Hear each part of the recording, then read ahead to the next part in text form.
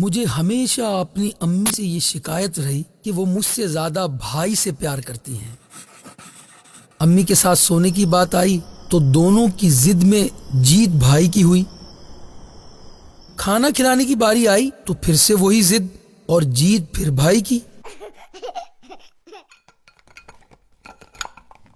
تب میں ناراض ہوتی تو اماں مجھ سے ہمیشہ یہی کہتی، بیٹا بیٹیاں ضد نہیں کرتی، وہ بات مانتی اچھی لگتی ہیں۔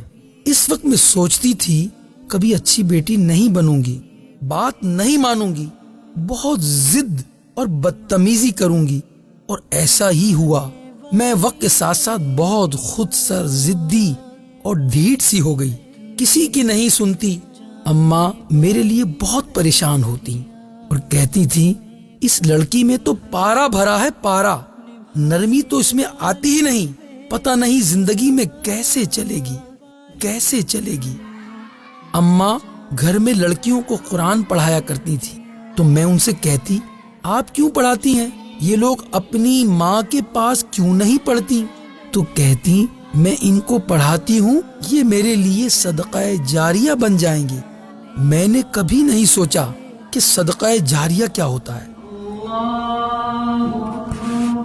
جب محلے میں کسی کے انتقال کا اعلان سنتی، فوراً کام کاج چھوڑ کر قرآن پاک لے کر بیٹھ جاتی۔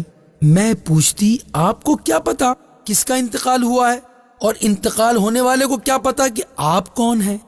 تو بڑی محبت سے کہتی، اللہ کو تو پتا ہے نا، جب میں کسی کو ایصال ثواب کروں گی، میں کسی کو پڑھ کر بخشوں گی تو کوئی مجھے بھی بخشے گا، کوئی میرے لیے بھی ایصال ثواب کرے گا۔ مجھے ان کی ان باتوں کی کبھی سمجھ نہیں آئی، انہوں نے کبھی اپنے حق میں کچھ نہیں بولا۔ میں ان سے کہتی تھی، جواب کیوں نہیں دیتی آپ لوگوں کو؟ اور وہ بہت تحمل سے کہتی، جاہلوں کی باتوں کا بہترین جواب خاموشی ہے۔ تب میں بس یہ سوچتی رہتی کہ خاموشی میں جواب کہاں ہوتا ہے۔ یہ ان کا معمول رہا، ہر مہینے کے شروع میں چاول بنا کر محلے کے بچوں کو کھلا دیتی۔ اس پر بھی میرا ان سے جھگڑا ہوتا کہ اتنے بچوں کو گھر بلا لیتی ہو، ہنگامہ مچ جاتا ہے، ان کے گھروں میں بھجوا دیا کرے نا۔ تو بہت پیار سے کہتی، یہ نابالغ گناہوں سے پاک ہوتے ہیں۔ وہ ایسی ہی تھیں، کبھی کسی سے شکایت نہیں کرتی، ہر تکلیف خاموشی اور صبر سے برداشت کر لیتی تھی۔ پھر وہ بیمار ہو گئیں، معلوم ہوا انہیں کینسر ہو گیا، اور وہ بھی لاسٹ سٹیج کا۔ ان کو کھانا کھلانا، پٹی کروانا، کپڑے بدلوانا، سب کام کر کے جب ایک دن فارغ ہوئی تو ان کو دیکھا ان کی آنکھوں میں آنسو تھے۔ میں نے پوچھا، کیا ہوا ماں؟ تو کہتی ہیں، شکر ادا کرتی ہوں رب کا کہ بیٹی دی ہے، اگر نہ ہوتی تو کون سنبھالتا مجھے؟ مجھے لگا کہ میری ساری بچپن کی شکایتیں ختم ہو گئی۔ اماں کو محبت تھی مجھ سے، یہ محبت ہی تو تھی کہ رات بھائی کو لے کر سوتی تھی اور صبح وہ میرے پاس سے اٹھتی۔ یہ بھی تو محبت ہی تھی کہ بھائی کو پہلے کھانا کھلانے کے بعد وہ پلیٹ اٹھائے میرے پیچھے پیچھے پھرتی رہتی، میرے نخرے اٹھاتی، اور جب ابا کہتے ہیں رابی سے کام کروا لیا کرو، تھک جاتی ہو اب تم، تو کہتی نہیں، میری بیٹی کے ہاتھ خراب ہو جائیں گے۔ یہ بھی تو محبت ہی تھی۔ اور وہ پھر چلی گئی ہمیشہ کے لیے۔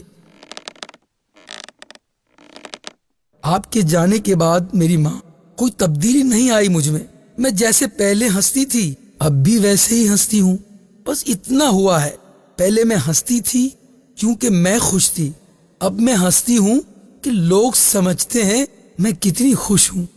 پہلے میں روتی تھی، آپ مجھے اپنی گود میں لے لیتی تھی، اب میں روتی ہوں تو میں تکیے میں منہ چھپاتی ہوں۔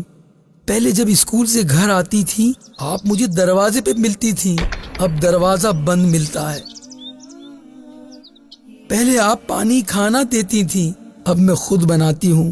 اب آپ کی بیٹی کے ہاتھ بھی خراب نہیں ہوتے، اب سردی میں کپڑے دھو کے نکلنے پر کوئی میرے لیے چائے بنا کر بھی نہیں رکھتا، کوئی مجھے زبردستی انڈا بوائل کر کے بھی نہیں کھلاتا، کوئی نہیں کہتا ٹھنڈ ہے سن لے ماں کی بات، کھا لے ورنہ بیمار ہو جائے گی، کوئی نہیں دودھ کا گلاس میرے پیچھے پیچھے لیے پھرتا، کوئی نہیں کہتا ایسے دودھ نہیں پینا لا تجھے شہد ملا دیتی ہوں۔ کچھ بھی تو نہیں بدلا ماں، کچھ بھی تو نہیں۔ سانس ویسے ہی چلتی ہے، کھانا پینا سب ویسا ہی ہے، ہنسنا بولنا بھی ویسا ہی ہے۔